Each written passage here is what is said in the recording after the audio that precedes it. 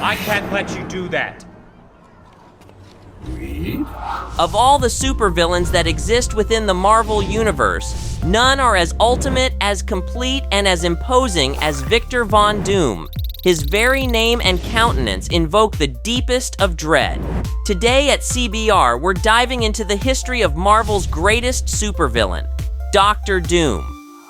Origin of Dr. Doom. The Fantastic Four are known as Marvel's first family for a very important reason. They kick-started what was known as the Marvel Age of Comics.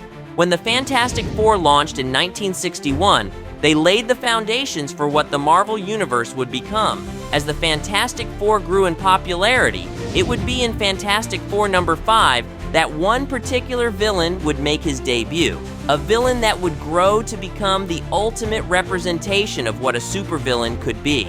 Dr. Doom made his first appearance with all the appropriate pomp and circumstance.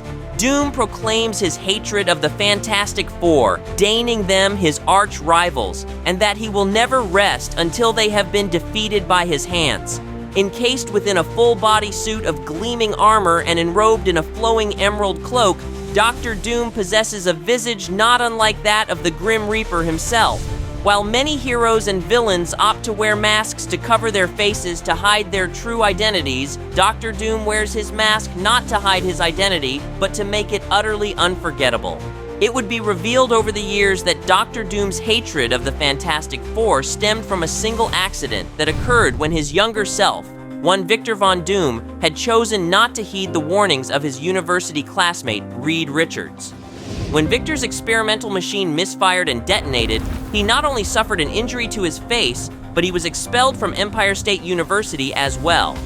Now forced to roam the Earth, Victor cursed Reed Richards and blamed him for his terrible stroke of awful luck.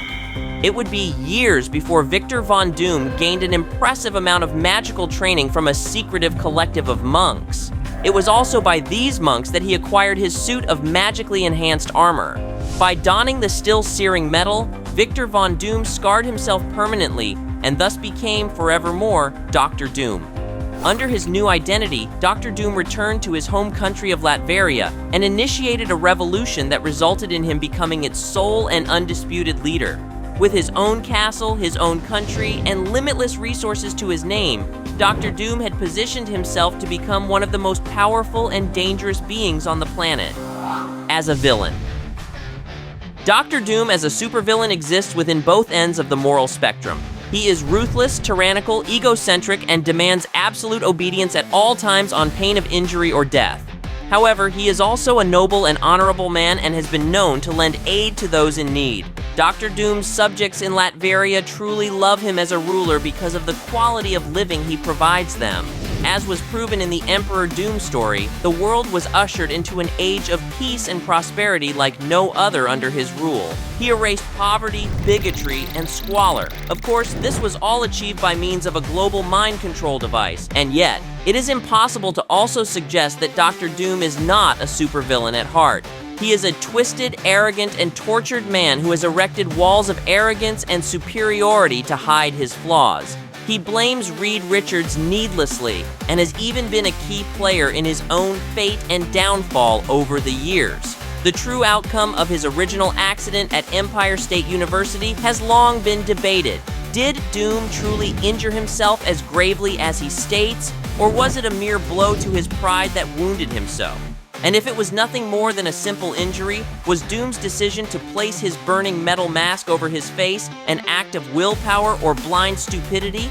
As Dr. Doom has established himself to be the arch nemesis of the Fantastic Four, so too has he established himself to be an adversary to nearly every major superhero on the planet. He has battled the Avengers. He has become involved with the lives and fates of the X-Men. He has battled Excalibur and Iron Man and has even appeared alongside Spider-Man and Doctor Strange. In fact, one of his most definitive stories of all time tells of how he nearly became Earth's Sorcerer Supreme. In Doctor Strange and Doctor Doom, Triumph and Torment, Doom enlisted the aid of Doctor Strange to help Doom free his mother's soul from the depths of hell. In the story, Doom is shown offering Strange respect, hospitality, and attentiveness, albeit in a cold and unyielding manner. Doom suffers no fools, and he most certainly does not ask for nor give sympathy, but he is not a man incapable of giving credit when credit is due. Unlike other supervillains like Red Skull, Thanos, and Apocalypse, Dr. Doom does not wish to rule the world upon a throne of ash. Wanton destruction, bigotry, and savagery are beneath Doom. His will is indomitable and his actions often without mercy, but he is not a mindless monster. If his subjects choose to live by his law, then they can have a very comfortable existence. This can be seen in no better an event than 2015's Secret Wars event. When Dr. Doom gains an incalculable amount of power, he becomes God Emperor Doom, the ruler of all the multiverse. His new plane of existence, Battleworld, is a relentless and horrific place in many regards, but it is also a place of order and fairness, as long as its denizens accept Doom as their absolute god. Possibly one of the most important evolutions that Dr. Doom has experienced over the years has been his shift from single-minded authoritarian to a much more complex, tragic villain. By pitting Doom against imposters, robot clones, and his own desire for power, even at the cost of the few things he loves, Doom has been given room to breathe as a character.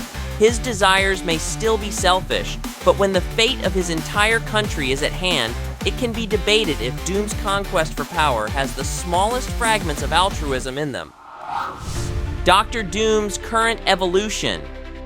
But what is perhaps Dr. Doom's most interesting character development is how, despite his endless appetite for domination, Doom harbors a great deal of self-doubt within himself. As Emperor of Earth, Doom grew bored with perfection and peace. As God Emperor, Doom admitted that Reed Richards could have ruled better than he. In fact, he once admitted that godhood ill-suited him in the long run, as it presented an existence without struggle or challenge for him. After countless battles, plots, and schemes, Dr. Doom finally realized that what he had been striving for was not what he truly wanted at all.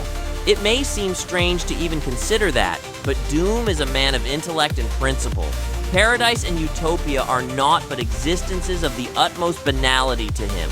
This is not to say that Dr. Doom has completely turned a new leaf, not in the least. Wherever this is power, Doom will hunger for it. Stagnancy is akin to death to Dr. Doom, and he will always strive to conquer the next biggest and most challenging obstacle before him, regardless of who or what stands in his way. Do you think Dr. Doom has evolved well over the years? Would you still consider him to be Marvel's ultimate supervillain after he's admitted that omnipotence is not what he wants anymore? Let us know in the comments, make sure to subscribe, and as always, thanks for watching CBR.